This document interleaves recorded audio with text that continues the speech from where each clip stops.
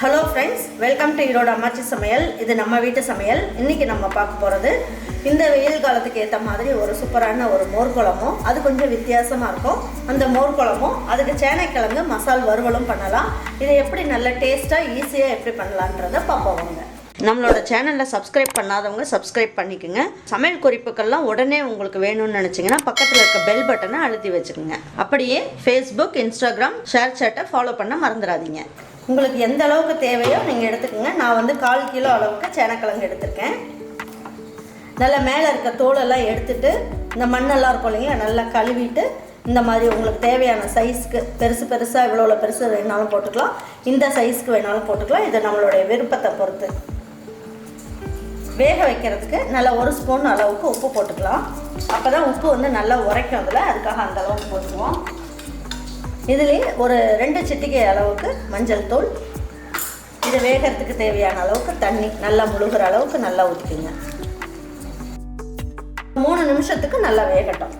மோர் குழம்பு வந்து ஒவ்வொருத்தர் ஒவ்வொரு ஸ்டைலில் வைப்பாங்க. பெருந்துறை மெடிக்கல் காலேஜில் குக்காக இருக்கார் அவர் வந்து ரொம்ப நல்லா மோர் குழம்பு நல்லா டேஸ்ட்டாக சூப்பராக இருக்கும். அவர்கிட்ட வந்து நான் கேட்டிருக்கேன். இப்போ அவர் என்ன சொன்னாருன்னா 1 ஸ்பூன் அளவுக்கு எண்ணெய் ஊற்றிக்கலாம் அப்படின்னாங்க. தேங்காய் எண்ணெய் ஊற்றிக்கலாம். அந்த எண்ணெயிலேயே நம்ம என்ன பண்ணுவோம், துவரம் பருப்பை நம்ம சாதாரணமாக ஊற வச்சுட்டு தான் அரைப்போம். ஆனால் அவங்க சொன்ன மெத்தட் என்ன அப்படின்னு பார்த்தீங்கன்னா, இதை வந்து எண்ணெயிலேயே பொரிச்சு எடுத்துக்கலாம் அப்படின்னாங்க. பாருங்கள், இன்றைக்கி நான் வந்து 2 டேபிள் ஸ்பூன் அளவுக்கு துவரம் பருப்பு போட்டுக்கலாம். ஏன்னா ஒரு சிலர் காலையில் எழுந்திரிச்சோன்னு தான் பிளான் பண்ணுவாங்க என்ன குழம்பு வைக்கலாம் அப்படின்ட்டு. அப்போ வந்து நமக்கு துவரம் பருப்பெல்லாம் ஊற வைக்கிறதுக்கு முடியாது இல்லையா. அப்படி இருக்கும் போது நம்ம இதை எண்ணெயிலேயே பொரிச்சுக்கிட்டோம் அப்படின்னா இந்த மோர் குழம்பும் நல்லா டேஸ்ட்டாக இருக்கும். அதனால் இந்த மாதிரி செஞ்சுக்கலாம். அதுக்கு வந்து நம்ம தேங்காய் எண்ணெய் ஊற்றிக்கிட்டோம்னா இன்னும் நல்ல ஜம்முன்னு இருக்கும். பாருங்கள், துவரம் பருப்பு இந்த அளவுக்கு பொரிச்சாச்சு. இதை தனியாக எடுத்து ஒரு தட்டில் வச்சுக்கலாம். ஸ்டவ் ஆஃப் பண்ணிவிட்டு எடுத்துக்குவோம். இதே எண்ணெயிலேயே நம்ம வந்து எல்லாத்தையுமே பொரிச்சு எடுத்துக்கலாம். பொரிச்சு எடுத்துக்கிட்டு இந்த எண்ணெயவே நம்ம மோர் குழம்பு வைக்கிறதுக்கு யூஸ் பண்ணிக்கலாம். இப்போ வந்து பார்த்திங்கன்னா 1 ஸ்பூன் அளவுக்கு பச்சரிசி, அப்படி இல்லைன்னா புழுங்கரிசி எது வேணாலும் போட்டுக்கலாம். இந்த எண்ணெயில் சூடாக இருக்க எண்ணெயிலே நல்லா போட்டுக்குவோம். பாருங்கள், நல்லா பொரிஞ்சிருச்சு. இப்போ இதை தனியாக எடுத்து வச்சுக்கலாம். கருக விட்டுறாமல் எடுத்துக்கணும். பாருங்கள், இப்போ வந்து மஞ்சள் தூள் உப்பு மட்டும் போட்டு இதை நல்லா வேக வச்சுருக்கோம். இது வேகிறதுக்கு எனக்கு ஒரு 5 நிமிஷம் ஆச்சு. இப்போ நல்லா வெந்ததுக்கப்புறம் என்ன பண்ணலாம், இதில் வந்து புளி போடலாம். அப்படி இல்லைன்னா எலுமிச்சம்பழம் ஒரு அரை அளவுக்கு எடுத்து புழிஞ்சு விட்டுக்கலாம். எதுக்காக அப்படின்னா நமக்கு வந்து அந்த நாக்கெல்லாம் அரிக்காது, அதுக்காக அரை எலுமிச்சம்பழத்தை புழிஞ்சு விட்டுடலாம். இது இன்னும் ஒரு 3 நிமிஷத்துக்கு நல்லா வேகட்டும். மொத்தத்துக்கு பார்த்திங்கன்னா உங்களுக்கு 13 நிமிஷம் ஆகும் இந்த கிழங்கு வேகிறதுக்கு. அதுக்குள்ளே நம்ம என்ன பண்ணலாம், இந்த சேனக்கிழங்கு வறுவலுக்கு என்னென்னலாம் அரைக்கலான்றதையும் பார்ப்போம். அதுக்கப்புறம் மோர் குழம்புக்கு எப்படி மசாலா அரைக்கலான்றதையும் பார்த்துக்கலாம். பாருங்கள், இப்போ நம்ம வந்து எண்ணெயில் பொரிச்சு வச்சுருக்கோம் இல்லைங்களா, துவரம் பருப்பும் அரிசியும். இது ரெண்டத்தையும் ஃபஸ்ட்டு என்ன பண்ணலாம், தனியாக வந்து மிக்ஸி ஜாரில் போட்டு பல்ஸில் போட்டுடலாம். நல்லா பொடியாயிடும். அதுக்கப்புறம் தேவையானது எல்லாமே போட்டுக்கலாம்.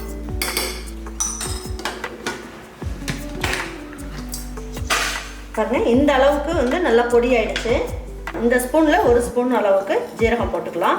இதுலேயே அரை ஸ்பூன் அளவுக்கு மிளகு போட்டுக்குவோம். இதெல்லாமே பச்சையாகவே போட்டுக்கலாம். 1/4 ஸ்பூன் அளவுக்கு மஞ்சள் தூள் எல்லாமே இதில் போட்டுக்கலாம். பாருங்கள், இப்போ நான் இதில் வந்து அரை மூடி அளவுக்கு தேங்காய் எடுத்து வச்சுருக்கேன். இந்த தேங்காயும் இதில் சேர்த்துக்கலாம். பாருங்கள், இதில் ஒரு 4 பச்சை மிளகாய் எடுத்துக்கலாம். இதையும் எல்லாம் ஒன்றா போட்டு நல்லா பல்ஸில் போட்டுட்டு நல்லா நைஸாக அரைச்சி எடுத்து வச்சுக்குவோம். பாருங்கள், எனக்கு ஒரு 13 நிமிஷம் ஆச்சு. நம்ம கிழங்கை பொறுத்து கிழங்கு வந்து வேகிறத உங்களுக்கு லேட் ஆகும். பாருங்கள், இந்த அளவுக்கு நல்லா வெந்துருச்சு. இப்படி வெந்துட்டாலே போதும். இப்போ நம்ம என்ன பண்ணலாம், இதை எடுத்து ஒரு வடியில் போட்டுடலாம். பாருங்கள், இதை எடுத்து ஒரு வடியில் ஊற்றிடலாம். சேனக்கிழங்கு இந்த அளவுக்கு நல்லா வடிகட்டி எடுத்து வச்சிட்டோம். பாருங்கள், இப்போ வந்து நம்ம சேனக்கிழங்கு வறுவலுக்கு ஒரு மசாலா ரெடி பண்ணிக்கலாம். இதில் 2 சில்லு அளவுக்கு தேங்காய் வந்து இந்த மாதிரி கீறி வச்சுருக்கேன். இதை போட்டுக்குவோம். ஒரு 10 பல்லு பூண்டு எடுத்துருக்கேன். இதையும் போட்டுக்குவோம். பாருங்கள், இஞ்சி வந்து இந்த அளவுக்கு போட்டால் போதும். 1/4 ஸ்பூன் அளவுக்கு சோம்பு போட்டுக்குவோம். பாருங்கள், இந்த அளவுக்கு பட்டை போட்டால் போதும். கரம் மசாலா பொடி இருந்ததுன்னா ஒரு பிஞ்ச் போட்டுட்டு பட்டை இதில் சேர்க்க வேண்டாம். இப்போ இதை வந்து பல்ஸில் போட்டு கொஞ்சமாக தண்ணி ஊற்றி நல்லா நைஸாக அரைச்சி எடுத்து வச்சுக்கலாம். பாருங்கள், இப்போ மோர் குழம்பு வைக்கிறதுக்கு நம்ம மசாலா ரெடி பண்ணிட்டோம். பாருங்கள், 2 டேபிள் ஸ்பூன் அளவுக்கு தேங்காய் எண்ணெய் ஊற்றிருக்கேன். இப்போ இதுக்கு மோர் குழம்புக்கு ஒரு அரை ஸ்பூன் அளவுக்கு கடுகு போட்டுக்கலாம். அப்போ வந்து நமக்கு பார்க்கறதுக்கே ரொம்ப நல்லாயிருக்கும். ஜீரகம் ஒரு பிஞ்ச் அளவுக்கு போட்டுக்குவோம். பாருங்க ஒரு 1/4 ஸ்பூன் அளவுக்கு வெந்தயம் போட்டுக்கலாம். நல்ல மணமாக சூப்பராக இருக்கும். பாருங்க இதெல்லாம் நல்லா பொரிஞ்சிட்ருக்கு. இப்போ பெருங்காயம் 2 சிட்டிகை அளவுக்கு போட்டுக்கலாம். கருவேப்பிலையும் நல்லா தாராளமாக போட்டுக்கலாம். 2 இழுக்கு அளவுக்கு கருவேப்பிலை போட்டுக்கலாம். இப்போ 2 காஞ்ச மிளகாயும் நல்லா கிள்ளி போட்டுக்கலாம். எல்லாமே நல்லா வதங்கிடுச்சு. இப்போ என்ன பண்ணலாம், ஒரு கைப்பிடி அளவுக்கு சின்ன வெங்காயம் கட் பண்ணி வச்சுருக்கேன், இதையும் போட்டுக்கலாம்.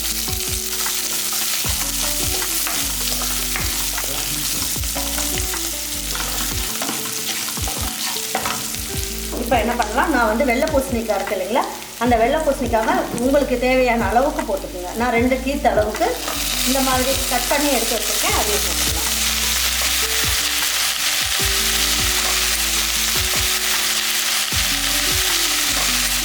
இந்த வெள்ளை பூசணிக்காய்க்கு பதில் நீங்கள் வந்து என்ன பண்ணலாம் அப்படின்னு பார்த்தீங்கன்னா, வெள்ளரிக்காயும் போட்டுக்கலாம். அப்படி இல்லை அப்படின்னா வெண்டைக்காயும் போட்டுக்கலாம். எல்லாமே நல்ல டேஸ்ட்டாக இருக்கும். இப்போ இதில் கொஞ்சமாக ஒரு பிஞ்ச் அளவுக்கு மட்டும் போட்டுக்கலாம். அப்போ இந்த காயிலெல்லாம் இந்த மஞ்சள் தூள் நல்லா பிடிச்சிக்கும். இப்போ இந்த மோர் குழம்புக்கு தேவையான அளவுக்கு உப்பையும் போட்டுடலாம்.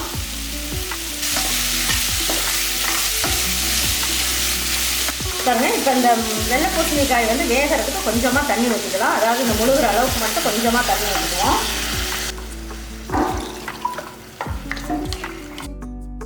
2 நிமிஷம் நல்லா வெந்துக்கிட்டு இருக்கட்டும். அதுக்குள்ளே நம்ம வந்து சேனக்கிழங்கு வறுவல் எப்படி செய்யலான்னு பார்ப்போம். சேனக்கிழங்கு வறுவல், இந்த மாதிரி வறுவல் எல்லாமே கொஞ்சம் எண்ணெய் கூடுதலாக இருந்தால் தான் டேஸ்ட்டு வந்து நல்லா சூப்பராக இருக்கும். இது டேபிள் ஸ்பூனில் ஒரு 3 ஸ்பூன் அளவுக்கு ஊற்றிக்கலாம். பாருங்கள் இது எண்ணெய் நல்லா காஞ்சிருச்சு. ஒரு 1/4 ஸ்பூன் அளவுக்கு கடுகு போட்டுக்குவோம். பாருங்க கடுகு நல்லா பொரிஞ்சிருச்சு. ஒரு இனுக்கு கருவேப்பிலை போட்டுக்கலாம்.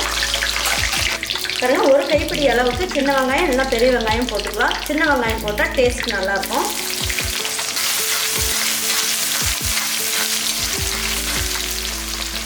பாருங்க இந்த சேனக்கிழங்கு வேகும் போதே உங்களுக்கு வந்து நான் உப்பு மஞ்சள் தூள் போட்டு தான் வேக வச்சேன். அதை தண்ணியில் வடிச்சிட்டோம் அப்படிங்கிறதுனால நம்ம இந்த தக்காளி வெங்காயம் இதுக்கெல்லாம் தேவையான அளவுக்கு மட்டும் உப்பு சேர்த்துக்கலாம்.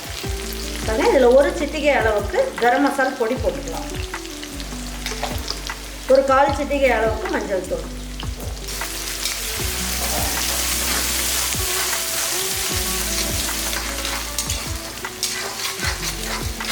வெங்காயம் இந்த அளவுக்கு நல்லா வதங்கினா போதும். இப்போ நம்ம என்ன பண்ணலாம், நான் ஒரு 2 தக்காளி கட் பண்ணி எடுத்து வச்சுருக்கேன், இதையும் போட்டுக்கலாம்.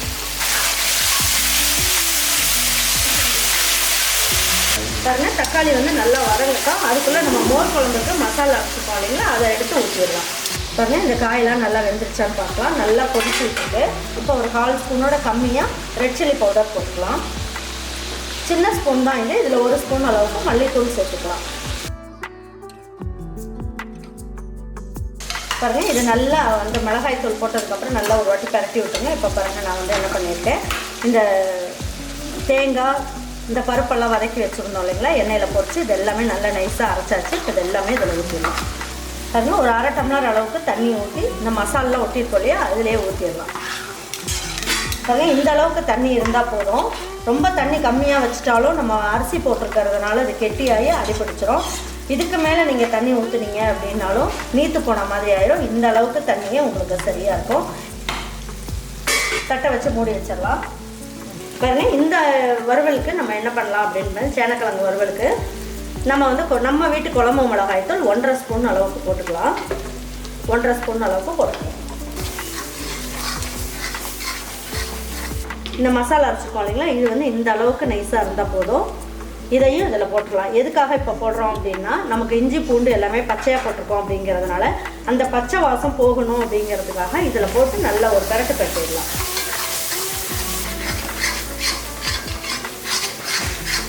பாருங்கள் நல்லா இதை வந்து நல்லா ஒரு பரட்டியாச்சு. இப்போ என்ன பண்ணலாம், இப்போ எடுத்து வச்சுருக்க சேனக்கிழங்கு வேக வச்சுருக்கோம் இல்லைங்களா, அதையும் எடுத்து இதில் போட்டுடலாம்.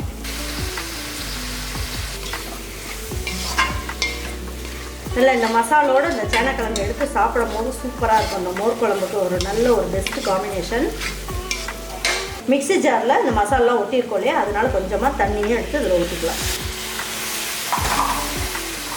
இந்த அளவுக்கு உங்களுக்கு தண்ணி இருந்தால் போதும். இப்போ எல்லாம் ஒன்றா சேர்ந்து வேகும் போது நல்லாயிருக்கும் டேஸ்ட்டு. இப்போ தட்டை வச்சு மூடி வச்சிடலாம். இப்போ மோர் குழம்பு எப்படி இருக்குன்னு பார்ப்போம். பாருங்கள் இப்போ எப்படி இருக்குன்னு பார்ப்போம். பாருங்கள் நல்லா அந்த மாதிரி கொதிச்சு நல்லா கெட்டி ஆகிடுச்சு. இப்போ இந்த ஸ்டேஜில் நம்ம என்ன பண்ணலாம் அப்படின்னு பார்த்தீங்கன்னா, ஒரு தக்காளியை நல்லா பொடியாக கட் பண்ணி இதில் சேர்த்துடலாம். ரொம்ப போட்டு கலக்கிக்கிட்டுலாம் இருக்க வேண்டாம். இப்போ தட்டை வச்சு மூடி வச்சுருங்க. அதுக்குள்ளே நம்ம மோர் பாருங்கள், நான் வந்து என்ன பண்ணியிருக்கேன், ஒரு 1/2 லிட்டர் அளவுக்கு தயிர் எடுத்து வச்சுருக்கேன். இந்த தயிரை இதில் ஊற்றிடலாம். கெட்டி தயிராக எடுத்து ஊற்றிக்குங்க. அப்படியே நீங்கள் வந்து மோர் குழம்புல கலந்தீங்க அப்படின்னா என்னாகும், அது வந்து திரியாக இருக்கும். நம்ம வந்து மிக்சியில் போட்டு நல்லா ஒரு பல்ஸில் போட்டிங்கன்னா நல்லா மோர் மாதிரி ஆயிடும். அப்புறம் அதை எடுத்து சேர்த்துக்கலாம். இப்போ பாருங்கள், இப்போ நம்ம எடுத்து பார்க்கலாம். பாருங்கள், மோர் குழம்பு நல்லா கெட்டியாக அந்த அளவுக்கு வந்துருச்சு. இப்போ நம்ம அந்த தயிரை சேர்க்கும் போது நமக்கு சரியாக இருக்கும். இப்போ ஸ்டவ்வை ஆஃப் பண்ணிடுங்க.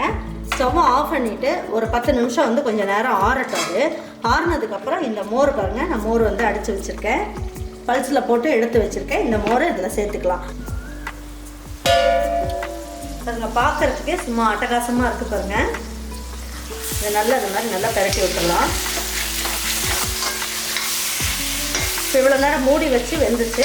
இப்போ ஓப்பன்லேயே வச்சு ஸ்லோ ஃப்ளேமில் வச்சுருங்க. இதை நல்லா இன்னும் கொஞ்சம் ட்ரையாக வதக்கிடலாம்.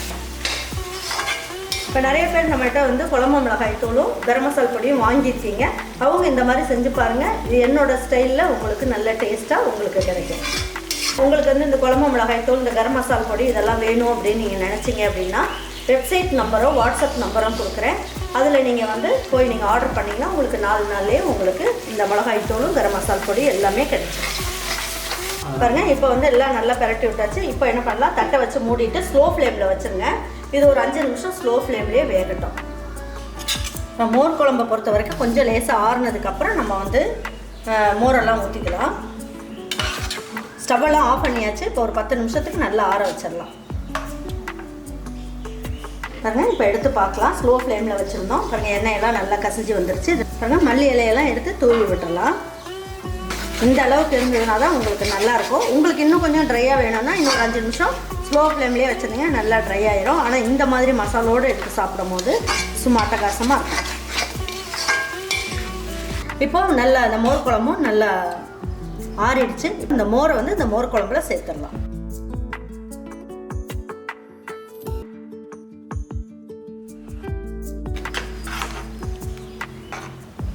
இந்த சூட்லேயே இந்த மோர் வந்து உங்களுக்கு கரெக்டாகிடும். பாருங்கள், நல்லா கெட்டியாகவும் இல்லாமல் தண்ணியாகவும் இல்லாமல் நல்லா இருக்கு பாருங்கள். நல்லா ஜம்முன்னு சூப்பராக வந்துருச்சு. தேவையான அளவுக்கு கொத்தமல்லியும் கருவேப்பிலையும் போட்டுட்டு எடுத்து வச்சு பரிமாறிக்கலாம்.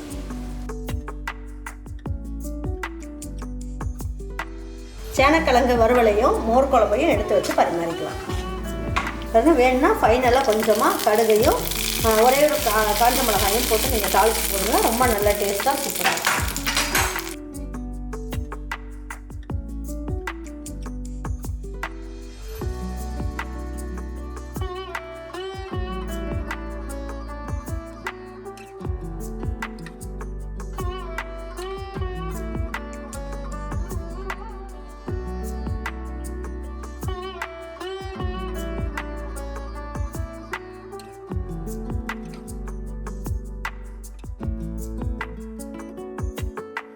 பாருங்கள், சூப்பரான நல்ல வெள்ளை பூசணிக்காயை வச்சுட்டு நல்ல ஜம்முன்னு ஒரு மோர் குழம்பும் சேனக்கிழங்குல மசாலாம் போட்டு ஒரு வறுவலும் செஞ்சுருக்கோம்.